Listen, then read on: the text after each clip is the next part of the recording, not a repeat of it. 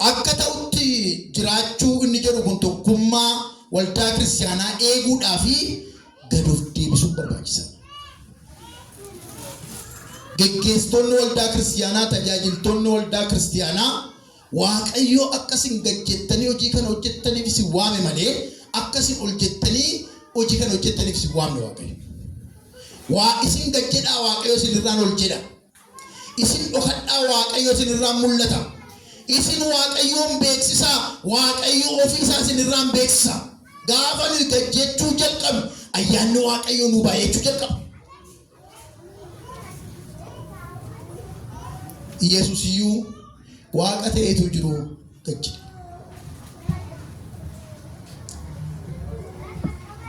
Filiphisius boqonnaa 2 irratti dhattanii yoo laaltanii gad of deebisee jedhu. Waaqayyo immoo safara malee ol isa qabeera. Ni gad of deebisee Waaqayyo immoo safara malee ol isa qabee jedhu. Inni kan biraan akka ta'utti jiraachuu jechuun garraamummaa qabaachuu. Garraamii. Wangeela Maatewos boqonnaa 28 attanii yoo laaltanii Gooftaan Yesuus ani garraamiidha jedha. Gara laafessas jedha.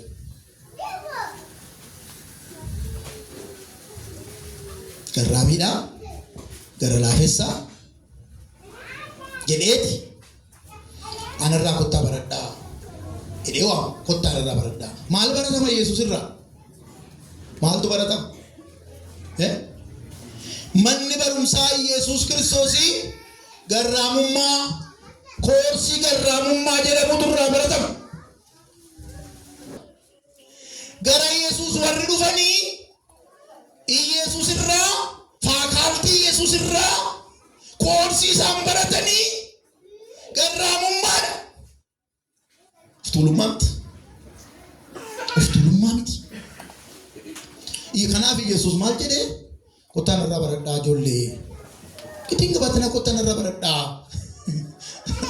Kottaa isin isa iyyuu waa beektu irra dadhabuun. Namni dadhabaa waamee kottu irraa baradhaa. Warri dadhabooti, warri ba'aan isinitti ulfaatu, warri gargaarsa barbaadde kottaanii iskoolaarshiippiin isinii kennaa jedhe. Kasini iskoolaarshiippii narraa kabarattanii fi iskoolaarshiippiin isinii kennaa kottaan irraa baradhaa jedhe. Maal baranna immoo jettan immoo garraamummaa narraa barattu, barumsa garraamummaa jedhamu narraa barattu jedhe. Yesuus duukaa gaafa oollu oolaa mataati. Oolaa. Yesuus duukaa gaafa oolle re'ee taata. Gaanfa baafta bakka. Gaanfa baafta. Re'ee beektu ni amala ishee. Gaafa Yesuus bira ooltan oolaa. Nu arrabsinaan hin jedhin naadara. Wangeela matu jedha. Ana hoolota koo beekaa. Ani immoo tiksee hoolotaatii. Tiksee hoolotaatii jedha. Isin hoolotaa nuun jedha Yesuus. Kanaaf hoolonni irraa baratu, Yesuus irraa baratu barumsa garraamummaa jedhama. Yeroo tokko namoonni garraamummaa dhabanii jireenyi isaanii waan biraa ta'e akka yeeyyii of ciran, akka yeeyyii beektu miti. Intina amalchee intinaadha bakka isa kanasiin ciniintuun wayidha bakka intina nyanyeedhuma nagaan qabdi. Amala akkasii qabdi. Gisillaa moo beektu? Eeshi footoo isaan beektani?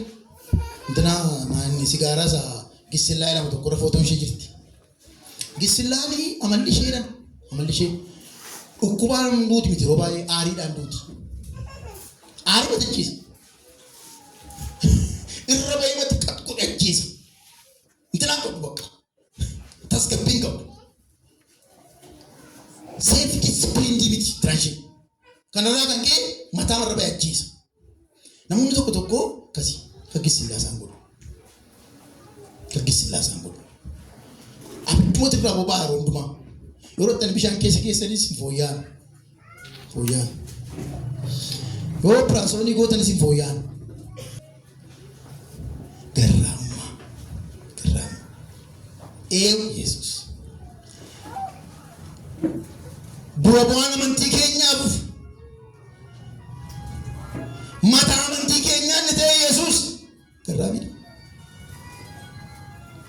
Dhuguma kan isaa yoo ta'an garraamidha. Eessaafinne biraa kan biraa Yesuusoo akkasii. Yesuusoo garraamidha. Isa kaan eessaafinne. Eeyaafinne isa kaan. Inni kan biraan karaa biraa dhufee ergisa dhufee jechuudha. Seeraa alaa jechuudha. Seeraa.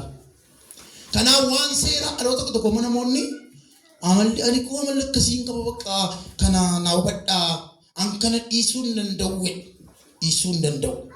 Ammas intana sana dhiisuu hin danda'u. Akkami beekamtii laannuu barbaadu. Sartifaayi akkanii goonu amana isaanii isaa hamaa sanatti sanyanyii sanatti akkamii sartifaayi isaan goonu barbaadu. Yesus bira dhufamee amalli hin jijjiiramne hin jiru. Ani meela akka Yesus jireenya ta'e dhugaa ta'e waaqa ta'e mee anatu laggasee beeka laggasee inti jijjiiramuu isaatii nan bare. Sakka kan biraa useetus kaalkuleeshinii edda biraa hin fayyadamne. Laggasee humti na rakkisaa kun gaafa inni jijjiiramee harkatuu qabu harkisaa dha'uu dadhabee akka durii. Gaafa tokko mucaa tokko na aarsitee naani ilmani xinnoo intinaa jedhanii akka harkatti xaxxuu wayii ta'e. Manuma keessa malee moo'alammoo miti saalaa. Zamana keessa busheessuun gaariidha yoo qidatti macaafa hojjetas. Godheen beeku harki koo waama dhaheen beeku. Gaafa ni intinaa jedhee waan jedhu harkan akkasitti godhu harki bira na darbee soofa na rukuti. Harki dura qubinna kuni.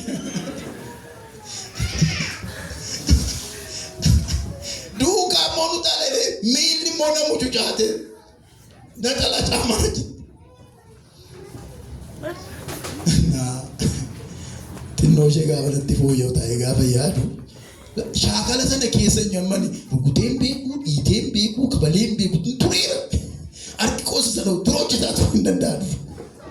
Amma lakkaa hin danda'u waan hin dandeenye ofumaatu nuuf hin ilaalin istiraappoon isaa fuudhee lafa dhaqaa eega. Harkana dhiibanii maal godhanii intana godhanii maal taatee warri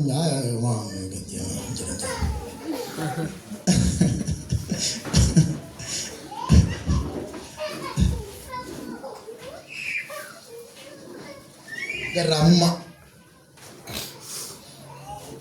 Inni kan biraan akka ta'utti jiraachuudhaaf maal barbaachisa? Obsa. Maal jedha kutaama kana keessatti obsaan walii wajjin jiraadhaa jedha. Obsa. Obsi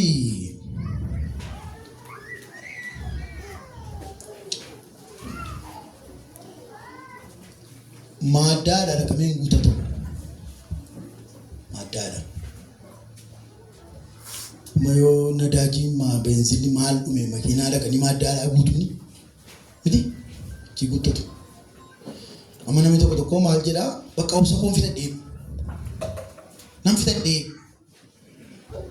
Obsa fitadhee jechuuni obsuu hin danda'u jechuuni. Ani baak godheera bakka iji hojii hafuuraana keessa hin jiru nama hafuuraa miti nama foonii ta'eera jechuudha. Nama hafuuraa miti. Galaatiyaa boqonnaa 5 lakkoofsa 16 kaaftanii yoo laattan 16 waa'ee ija foonii dubbata. 22 kaasee immoo waa'ee ija hojii hafuuraa dubbata. Namni obsa fixatee nama hafuuraa ta'uu dhiisee nama foonii ta'e jechuudha. Ija foonii kee mul'ata sababtee. Kanaaf tokkummaa eeguudhaaf wanti nama obsisiifne yoo inni nu mudate obsuu danda'u. Wanti cuma nama obsisiisu dhuguma ulfaataadha. Garuu tokkummaa eeguudhaaf hin obsa. hin obsamu. Yoo obsitu ta'e manuma kee keessatti obsan qabdoo ta'e mana akkuma keetiin mana kee gubdu. Maal namoonni baay'een koo mana isaanii kan isaan diigan kan seetanii jalaa diige caalaa isaan otuuf diiga. Maal dhabuudhaa obsa dhabuudhaa. Yookiin isa obsan qabu yookiin ishee obsan qabu. Rakkoomti ta'e tokko isaan gidduutti gaafa ka'u obsanii wanticha bulfatanii tasgabbaanii dhimma sana hiikuurra obsa dhabuurraan kan ka'e waan sana balleessu. Waan sana balleessu. Akka dhuunfaattis akka maatiittis akka waldaattis obsi jireenya keenyaa fi kaapitaalii jireenya keenyaa ta'uu dura jiraata. Kaapitaalii jireenya keenyaa.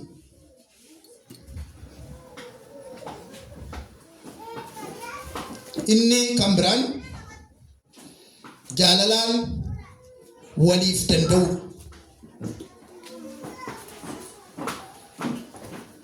Tokkummaa keenya eeguudhaaf akka ta'utti kan akka jiraannu nu godhu maal?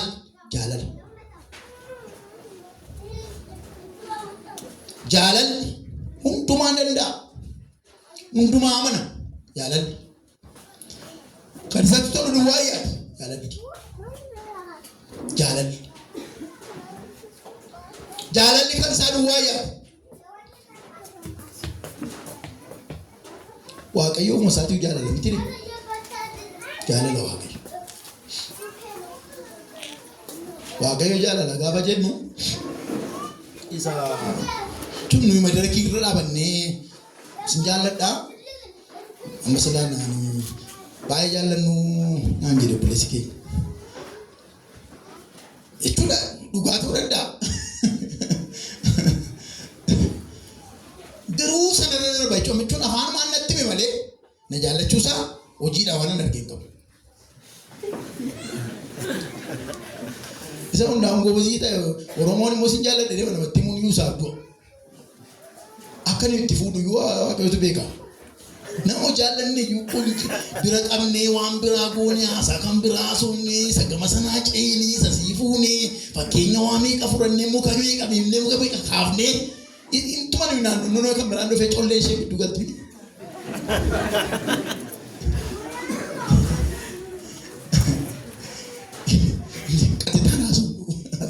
Sin jaalladhe jechuun bakka isuma isa ganaa fuunu mini. Anan manaadha manaa gootiini isuma ammaa kana itti nu barbaachisa wantichi. Isaan raawwatu itti nu barbaachisa. Isa dhugaa yemirrii masa ta'e jechuukooti malee fakkeessuufis miti. Isuma irraa kana waa godheen waa kenneefiin waa biteefiin itti agarsiisuu barbaada malee afaaniin ilaas nageetiin bawdidhas kennaadhaan itti agarsiisan naa cimaadha obboleessi keenya jedhee kan maasa'uusaa yoo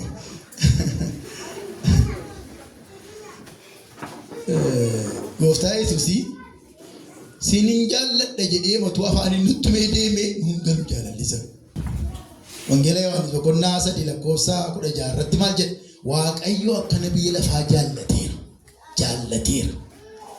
Waaqayyo itti hubee maal jedhe? Tokkicha ilma isaa amma kennutti eewuuf jara keenya amantoota amini kiristaanota amini eewuuf biyya lafaa immoo Waaqayyoof maal? Diina Waaqayyooti biyya lafaa. Amma yeroo gooftaa firannu biyya lafaa ganeera, seexana ganeera, jifoonii ganeera namni soo biyyi lafaa diina eenyu jechuudha? Diina Waaqayyoo. Kanaaf Waaqayyoo biyya lafaa ishee diina isaa taate ulaagaa jaallatamuu hin guunne Waaqayyoo jaallate. Jaalallimmaa nama juusii bitee fi juusiitti bituun maal rakkina maalii qaba kun? Kuni maabariidha malee maabarii beektu har'allee maabarii maaliif jira? Biyya lafaa ishee ulaagaa ittiin ishee jaallachiisu hin qabne Waaqayyo jaallatee jaallachuu isaa immoo ilma isaa kenne. Ilma isaa kennu qofaa miti jara keenya. Ilma kudhan kiyaa tokko bikinni bitu Waaqayyo. Ilma kudhan qaba Waaqayyo. Ilma meeqa qaba? Maal makiinaan akkasii? Maal makiinaan akkasii? Ammatu namoonni birrii 200 qabatanii dhuftan 200 isaa fidaa kennaan tuutuu waldaan isiniin jette. Hin tuutu malee laattu. Laattu. As beesaan hootamta. Taaksiin hookamta. Isa yaadna miti re. Isa yaadna miti.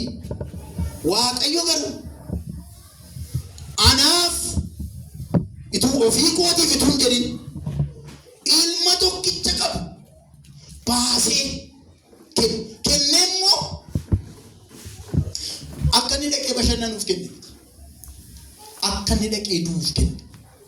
Dhaqee du'u gaafa gara fannootti adeemaa jiru kadhannaa Yesuus Kiristoos kadhate suni baay'ee na ajaa'ibata.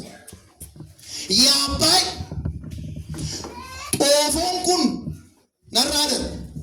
Akka jaalala koo ammoo tun ta'in akka jaalala kee haa ta'u. Xoofichi maalidha beektu? Du'a. Yesuusii du'i suni turre darbee fedha qaba. Garuu fedha koo tun ta'in fedhi keenya haa ta'u. Fedhi kee haa ta'u. Waaqayyo Yesuusii sababii nama jaallatee nama argachuu barbaadeef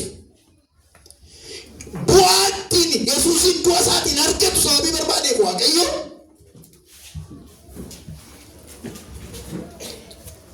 biyya lafaa argachuudhaaf Yesuusin dabarsee kenne. Fannoo irratti dhufee fannifame. Waan godhan hin beekan warra isa ajjeesu isatti tufuu sarrabsu waan godhan hin beekan isaanii dhiisi jedhe. Kanaafiti jaalalli Yesuus Kiristoos Waaqayyo jaalala gaafa jennu jaalalli isaa kanaaf nuu gala. Kanaaf nuu gatama. Kanaaf nuu gatama.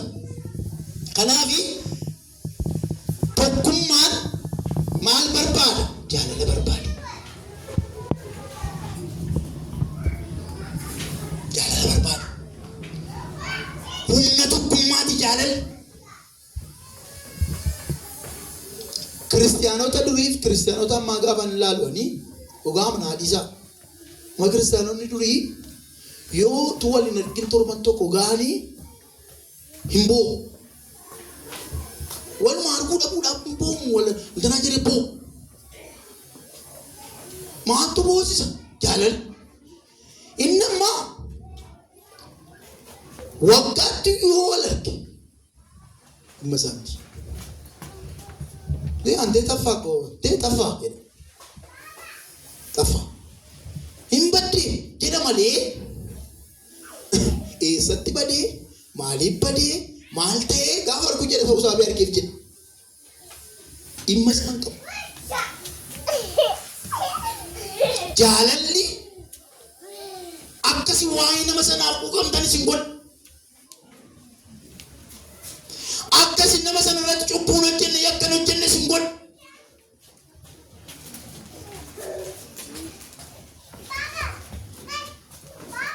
Eewwanni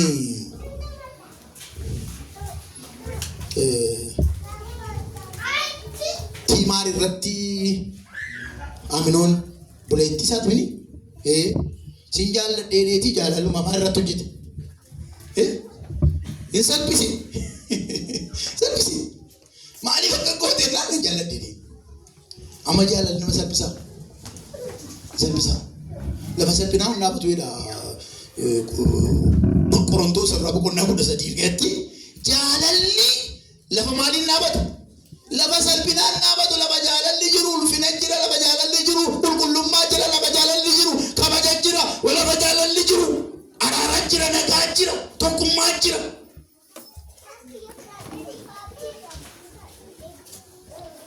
Kanaafi tokkummaan jaalala barbaada. Jaalala. Kan nuti tokkummaa ijaarru gimbii tokkummaa ittiin ijaarru tokko jaalala. Amma mana kana dhaabee kan jiru maal? Muka dhadhaabatu kana miti malee akka ittiin qilleensa irraa bata. Tokkummaa dhaabuu barbaadan Tokko mukunni tokko kun jaalala. Obsa. Garraamummaadha. Mukunni kan biraa. Jaalalli mukattiin isin sanaan waan sana dhaabdan itti yaa tokkodha. Akkatti inni dhufuka tokkummaan. Jaallachuudhaan nama si jibbu. Namuma jaalaluu kee hin barbaanne. Diinumatti jaalala fira goote. Waaqayyo akkasitti min foormulaatti waaqayyo biyya lafaa ofitti rarfatee kanuma ammayyuu kan itti rarramne jiru. Ammayyuu waaqayyo stiil ammammaatti nama jaallata. Warra diina ta'anitti irraa deeman sana jiru. Gaafani gara dhumaatti uffitu. Akka ta'utti jiraachuudhaaf nagaa qabaachuu. Nagaa.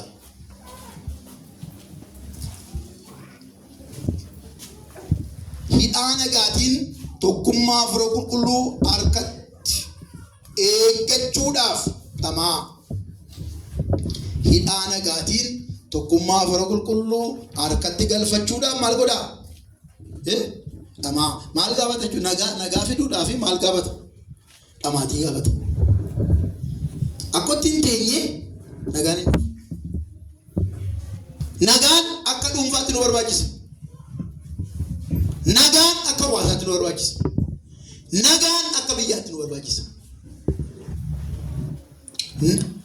Akka addunyaattis nu barbaachisa nagaan. Amma addunyaan kun kallattii hundumaan yoo ilaaltan yeroo ammaa kana rakkoo maalii qabdi? Rakkoo nageenyaati miti isheen qabdu. Rakkoo nageenya eessaaf eessa lixa kaaba kibbaa yoo ilaaltanii addunyaan kun rakkoo isheen qabdu rakkoo nageenyaati. Hidhaa nagaatiin tokkummaa Hafuura Qulqulluu of harkatti galfachuudhaaf dhamaa inni jedhu kuni nagaa fiduudhaaf karaa keenya waan nu danda'ame hundumti keenya gochuun nurra jiraata. Nama ta'e irraa balu nagaa akkasii fidu akka bishaanii bu'ambaa keessaa waraabee fidee akkasii obaasu irraan eeginaa. Bu'ambaa keessaa waraabanii fidanii akka nu obaasan. Karaa gama keenya namni hundumtuu dhuunfaa isaatti nagaa fiduudhaaf dhamaatii dhamootarra jiraata. Amma biyya kana keessa yeroo baay'ee yoo teessan ilaaltanii akka biyyaatti yoo ilaalle inni kaan mootummaa kumata. Inni kaan qaama ta'e kumata. Inni kaan waan ta'e kumata. Wanti kumatamu jira jechuudha. Amma sakomee sana keessaa baanee an maalan godha nagaa fiduudhaaf dhamaheeraayi. Nagaa fiduudhaaf moosa jalqabaa ofii koorraan jalqaba. Ofii koorraa. Maaliif ituun ofii kootii nagaa hin qabaatin waa'ee nagaa nama biraa haasa'uu hin danda'u. Ituun ofii kootii nagaa hin qabaatin waa'ee nagaa amma namootuma nagaa hin qabne waa'ee nagaa isaa biyya kana keessatti ilaaltan. Hindaa'uun baay'ee haasa'u babbareechanii tiksiisaayyuu babbareechanii bakka zayitii moo itti naqanii mimmeessanii haasa'u. Yoo intanaa gootan gadi buutanii ilaaltanii waan ajaa'atu keessaatti naayina. Afaan isaanii keessaa dhiisana miti. Kanaaf inni jalqabaa ani waa'ee nagaa fiduu dhama'uudhaa fi laggaseen nagaadhaayi. Nagaadhumaa keessi laggasee lapheen laggasee ilaalchi laggasee yaadisaa gochisaa nagaadhaayi. Jedhee ilaaluun dura jira. Nama ta'etu yeroo ta'e waraanni addunyaa tokkoffaa lammaffaan geggeeffameera miti kan intinaa jedhu sadaffaadha. Waraanni addunyaa inni sadaffaanii waldaa kiristiyaanaa keessatti waan geggeeffamu natti fakkaataa jedhee dubbata. Rakkoo waldaa keessa jiru kan ilaale. Dhugumayyuu marfii madarasiin tokkoof ni malee wanta ni tokkosaa oollu wanta ni godhaa oollu akka nuti wal caccabsinu akka nuti wal fageessinu akka nuti gamasiif gamana goonee laga wal gidduu yaafnu waan Kiristoos dhiigaan bitee tokko godhe Yihudiin hin jiru Giriikiin hin jiru, dubartiin hin jiru, dhiirri hin jiru, garbichi hin jiru, camaan hin jiru jedhee Kiristoos fayyisee bitee keessa seennee ati koo achitti dhalattee hin beektuyi mana waldaa keessatti irraa yoo adabdanii yookiin yoo deekkamtaan adabayyuu guddaadha. Ani koo naannoo sanatti sababiin na deebichi naannoodhaan naasatti kaan malee rakkoo qabu. Naannoo sanatti na laddeen. Naa maaltu taphasa murree naannoo sanatti sababii dalateef. Deessu ani iddoo itti dhaladhe koo dhimma gooti bakka. Namni hundumtuu iddoo tokko taa'ee tokkorraa abbaa tokkorraa dhalataare. Addaamirraa moo dhalan yoo barbaachise immoo. Miti ijoo akkamitti akkattiin beektanii isin. Kabbadaa caalaa duwwaa beektu ta'e jibee deema. Waan ittiin seexanni keessumaa waldaa kiristaanaa keessumaa immoo isa kan keenyaa kana immoo kan inni ittiin dhawume kaleessa afaan Oromoo dhabne afaan Oromoo miidhameenna. Ishii kan miidhame immoo bilisa bahe dargatu waaqeffanne.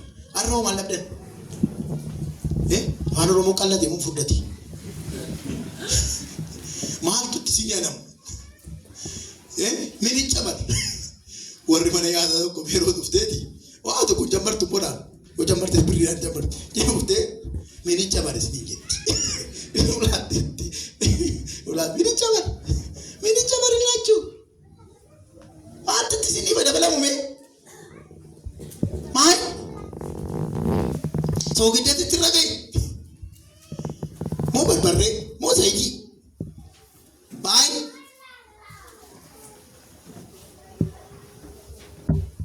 biliisa baanu safarati xinnoo akkasii kana keessaa baanu kiyyoo xinnoo akkasii kana keessaa baanu dhukkuba akkasii kanatti afayyin Waaqayyoo namni beektu malee nama beektu namni waan biraa watti dubbattan baay'ee isin hin dhaga'u garuu ishee waa'ee naannummaa kana utaa sensitiividha. Sensitiividha. Baalansii gochuu dadhaba.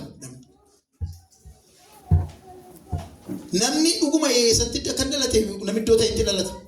Kuni cubbuus miti qulqullummaas miti. Bakka iddoo tokkotti dhalachuun sababiin irra jireef garuu maal iddoo nuyi dhalanne suni garaagarummaa keenyaaf sababa ta'uu hin qabu. Ijoollee abbaa tokkooti karaa Kiristoos immoo dhumnee lammaffaa dhalanneerra nuyi. Warruma lammaffaa dhalanneef hin barbaachisu. Maaliif? Isaanis tokkuma sababii ta'eef sanaan tokkuma. Lammaffaa immoo karaa Kiristoos dhalanne nu ijoollee Waaqayyooti. Warra lammaffaa dhalatanii warra fayyanidha nuyi. Maqaasiin malle maqaasiniif hin malle. Marxoosiniif hin malle ofitti hin marxifatinaa. Addaam gaafa jannataa gadi ba'u haqee baala ciree ofitti naqe. Baala. Kowwaa jira dubaalli jiru qullaa keenyaa edeeshaan jedhee ofitti naqe. Kowwaa kee barbaade waan jedhee fakkaatu. Anoo hin qullaan taa'u bayi. Konfiidensii waan dhaqee taa'e. Waaqayyo inni baala hojjetaa muka ciraa jiran. Muka ciraa. Muka jiruu biyya akka himu miti waansa. Addaamtu jalqabeessa. Addaamtu jalqabe. Gaafa waaqa diduu waaqa dhaga'uu diduu eegee caakkaa jiruu jalqabe.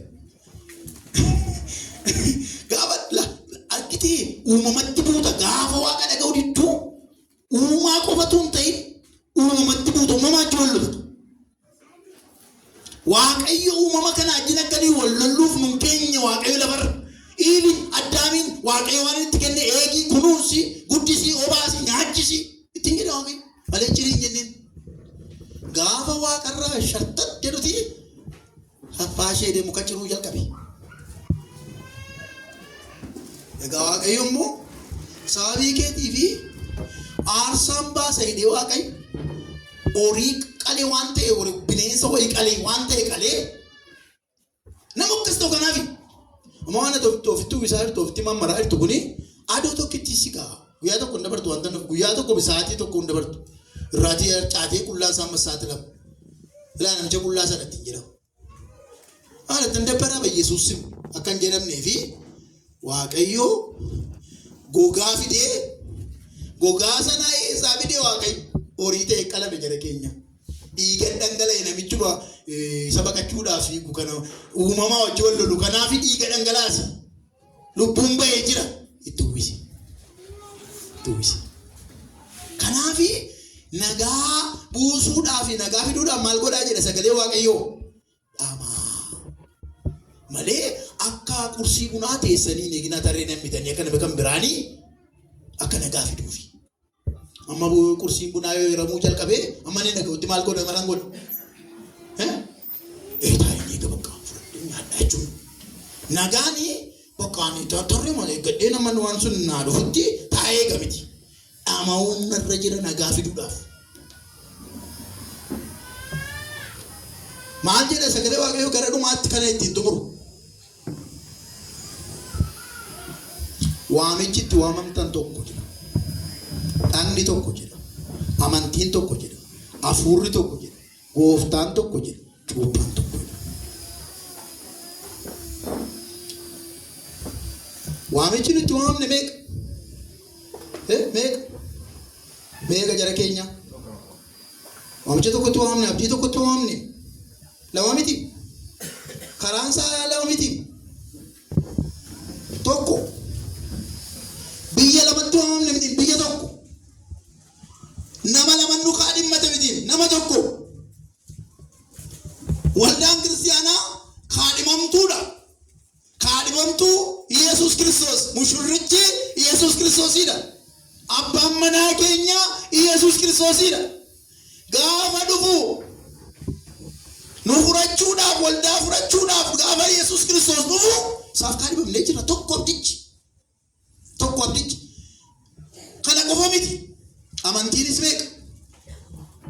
Amantaan garaagara amantiin garuu meeqa? Tokko amantiin. Amantaa garaagaraa jira garuu amantiin tokko. Gooftaan meeqa? Tokko. Yeroo tokko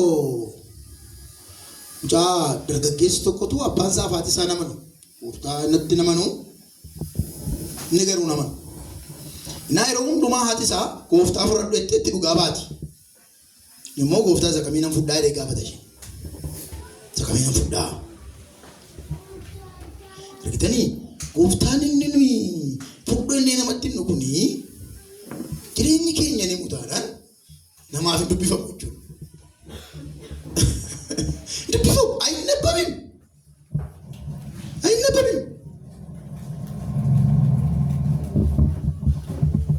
Dubbifamu. Gooftaan inni nu ilaalannu kuni jireenyaan isa agarsiifna taanaan isa dubbifamu. Inni ifa taanaan isatu mul'ata. Inni nyaataanaan isatu dubbifamu. Naa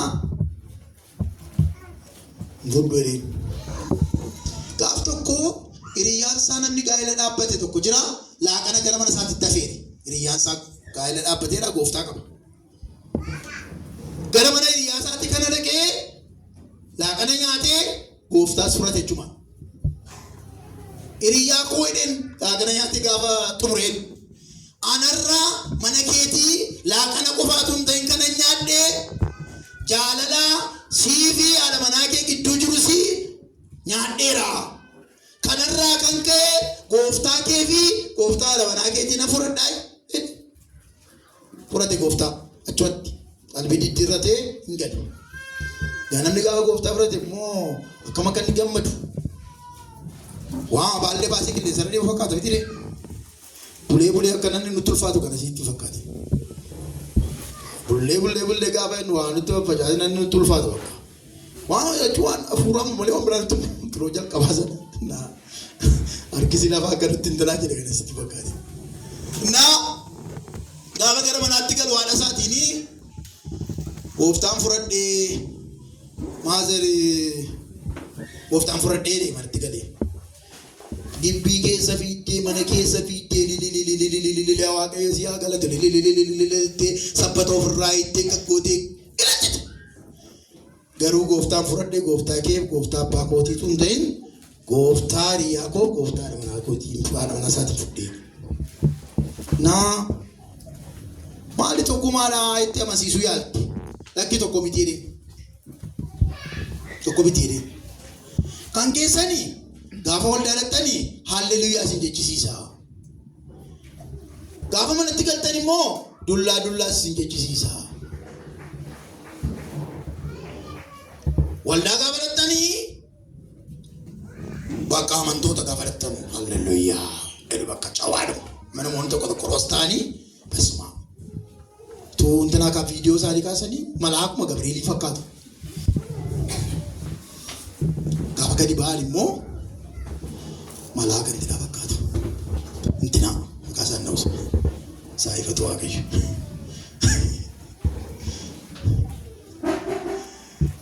Innaa kan yaada manaa koo gwaaddanyaa kootii fi haati manaasaa garuu jechiitti isaa halleluyyaadha. Manatti isaa halleluyyaadha. Ani isa fudhaa jedhee. Isa fudhee jedhee.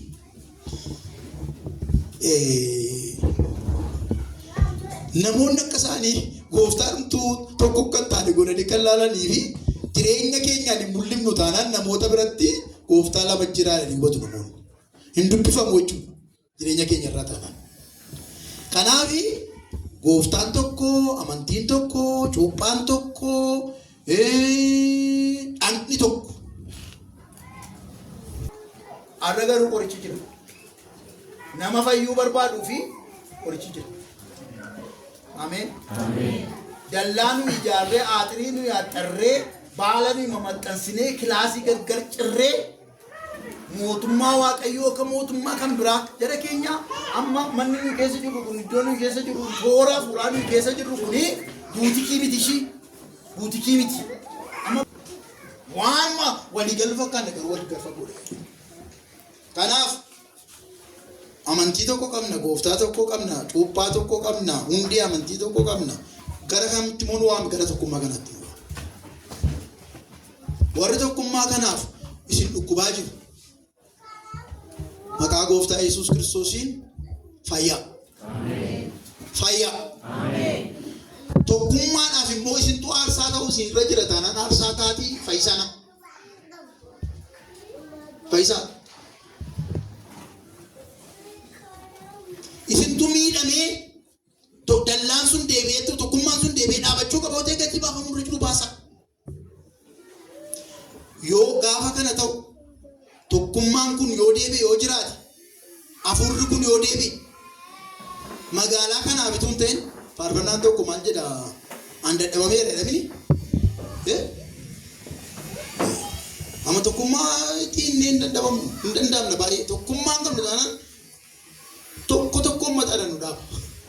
An dadhabameeraan kan hojjetu yoo tokkummaan jiraate atti chaale hin danda'amtu. Si qabuu hin danda'u waan humni si qabu kamiyyuu hin jiraatu. Tokkummaan qabda taanaan. Tokkummaan hin jiru taanaan garuu waan si hin dandeenye jiru. Ammoo si dandeenye achuma si dhaaba. Faarfachuu dandeenya, lallabuu dandeenya, sirna jiru hunduma isaa geggeeffachuu dandeenya. Garuu achuma dhaabbanna baalleebbatiin isa jedhan. Achuma ta'a. Akka magaalaa kanaaf akka biyya kanaaf bu'aa buufnuuf hariiroo tokkummaa keenya sana deebifnee dhaabuun ijaaruun akka nurra jiru dubbii waaqayyoo nutti dubbata. Kanaaf tokkummaa eeguun nurra jiru waaqayyoo eegaan jedhu kan wal gidduutti waldaa keenya keessatti naannoo keenya keessatti eegnee biyyaaf waldaaf sabaaf bu'aa akka ta'an waaqayyo nu haa gargaaru. Sadhageenya sagalee isaa of eebbisu.